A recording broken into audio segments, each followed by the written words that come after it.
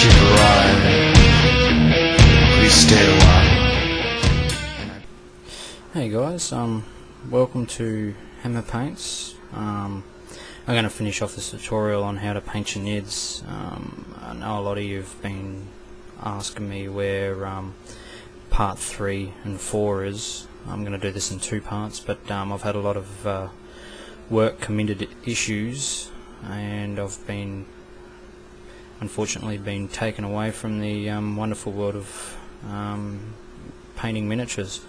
But I'm back now, and I will be continuing this tutorial on how to paint your nids with the tusked Tyranid head.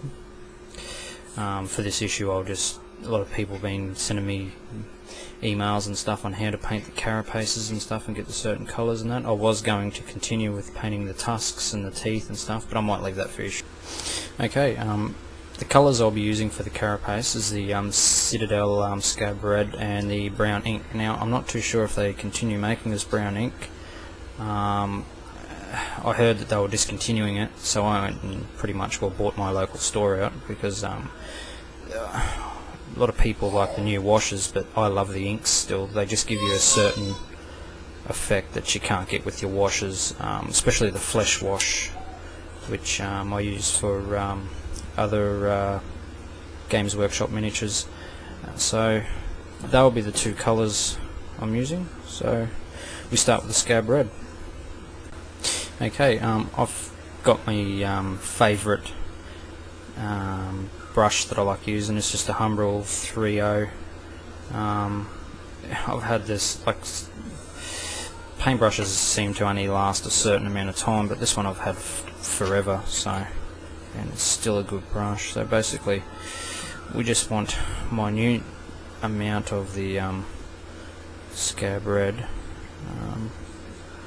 Basically all we're going to do, if you can see that, we're just going to paint the carapace on top of his head, being careful that we don't get it on any of the dry brushed parts of the actual the skeleton of him. We don't want to get any there, because he's basically finished with the dry brushing and everything like that. We like to keep him fairly organic looking.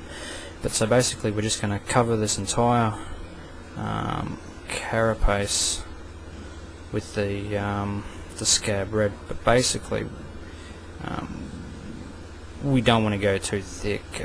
We want to keep it fairly even with the amount of paint that we use, and we want nice, firm and straight brush marks. We don't want to try and get too many brush marks within the paint itself, so even if you have to water them down a little bit and let them flow, but don't try to water them down too much so it flows onto the actual exoskeleton, whatever you'd like to call it, of him, the bleached bones sections, just enough to basically mask those brush marks.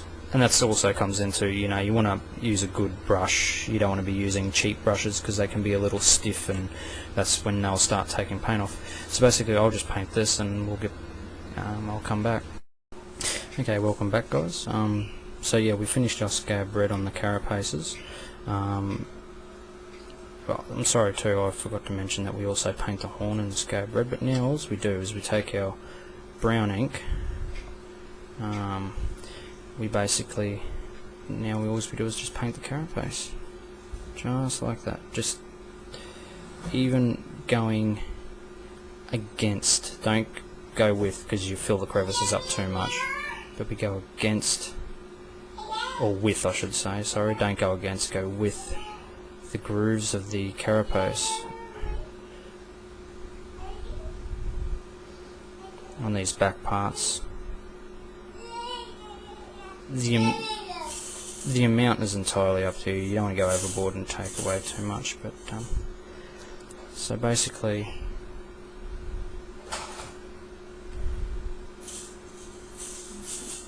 another thing we've got to be careful with too, if we use too much ink, sometimes it can start running down your model and destroying work that you've already done.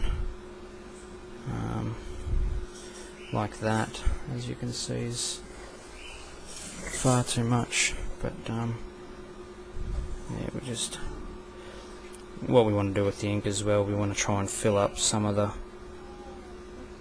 crevices and stuff like that. So yeah, basically we're just going for that effect. But anyway guys, that's basically all I do for my carapaces. As you can see, I've still got to go through and touch up the areas that didn't receive some of the brown ink and stuff. And you just touch them up until you get, you know, if I show you one of my gargoyles, until you get the effect like that, that looks like shell. Basically that's the effect you're going after, is for the shell effect. So all models that you see that I paint, unless stated for tabletop quality, you would definitely go a lot more detail if this was a piece that was put into a judging competition. But thanks for watching, and hang out for part 4, which hopefully shouldn't be too far away, for the teeth, the tusk, and just basically your finishings. Who's to know if your soul will fade at all? The one you sold to fool the world. You lost your self-esteem alone.